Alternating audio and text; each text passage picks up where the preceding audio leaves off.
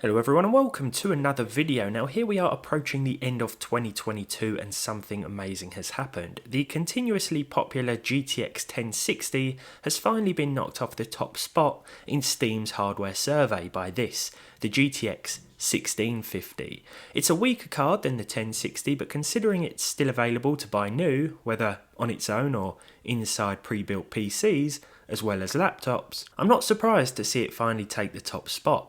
The 1650 was slated at launch by a lot of reviewers, but I think that models like this tiny pallet version, for example, ones that lack a power connector and will fit inside almost any PC, were ideal as a quick and easy upgrade.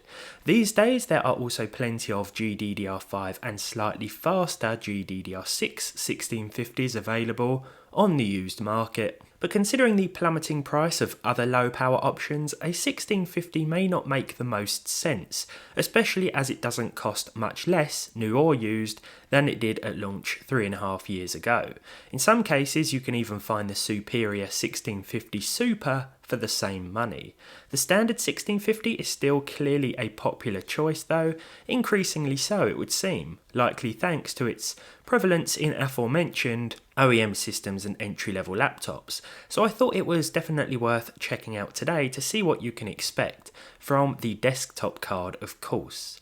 I'm testing the Palette GDDR5 Storm X card today, and kicking things off we have Apex Legends at 1080p. High textures with TSAA and everything else at lowest gives us a great frame rate despite the 4GB of VRAM that this card has. This will definitely be a limitation in some newer games where you'll find that texture quality is probably best reduced. In Apex Legends though, there are no such issues and the frame rate along with frame times stays solid, meaning a consistent performance in this competitive online shooter. Battlefield 1 is getting on a bit in age as far as games go, but it still is very popular and definitely worth testing in my opinion. It looks incredible at medium settings as well, the medium preset to be precise, and although performance will differ slightly between different maps and game modes, it's going to run very well overall on this card.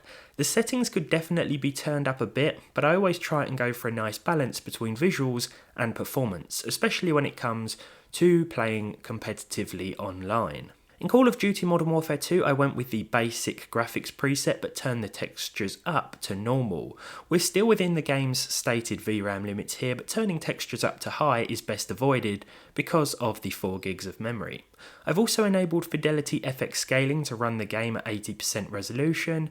It looks sharper as opposed to FSR1 that the game currently uses, and it just crisps everything up. Elden Ring with the medium preset and high anti-aliasing ran with between 50 and 60 FPS, with the busier in-game areas dropping to that lower end of the spectrum. Emptier and wide open spaces will allow us to hit the frame rate cap with this card, which is 60 FPS, and while turning the graphics down more will give us slightly better averages, the consistency won't really improve. It's still a good effort from this card anyway, and I'm happy with how it's doing so far. Marvel's Spider-Man Remastered has FSR 2.1 support, which greatly benefits cards like the 1650. In fact, the more titles that include upscaling options going forward, the better, because it will help to extend the life of these older entry-level GPUs that may otherwise start to struggle.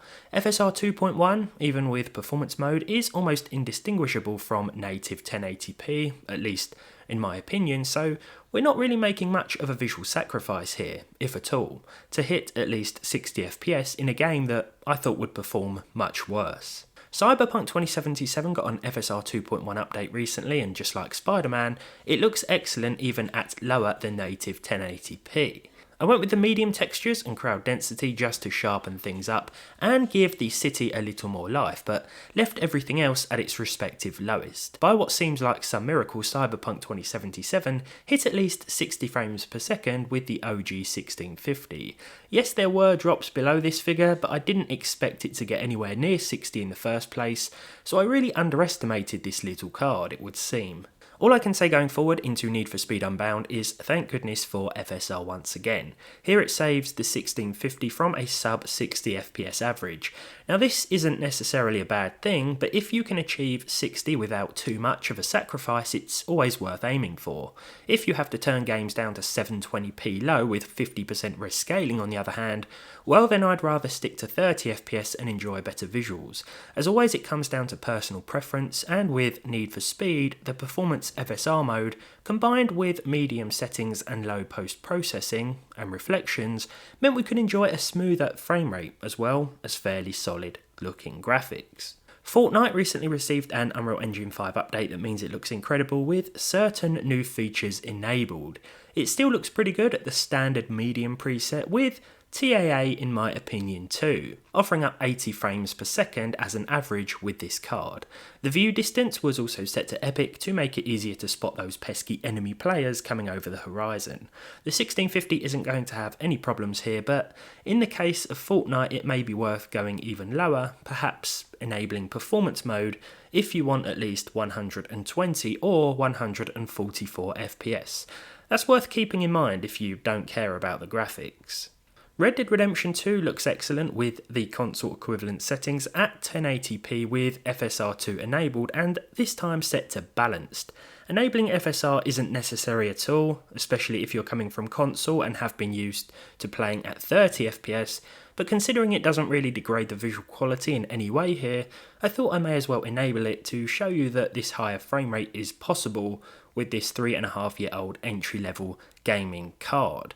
It's doing me really proud today, I have to say, offering up better performance overall than I expected from any of today's tested games. Finally, we have The Witcher 3 Wild Hunt with the next gen patch applied. This brings the game up to version 4.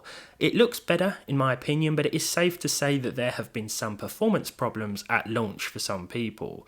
I want to go through my settings here because it's easier to show you than explain, but I found that my custom selection of settings helps retain the next gen look while giving us a solid plus 60 FPS frame rate on average with this card. You'll notice that the frame rate sits at around 60. If you want to go higher with the settings to target 30 FPS, you can do so with the standard 1650, and of course you can always go lower to eliminate some of those performance drops, of which there aren't too many, I'm pleased to say, though that will vary on an area by area basis.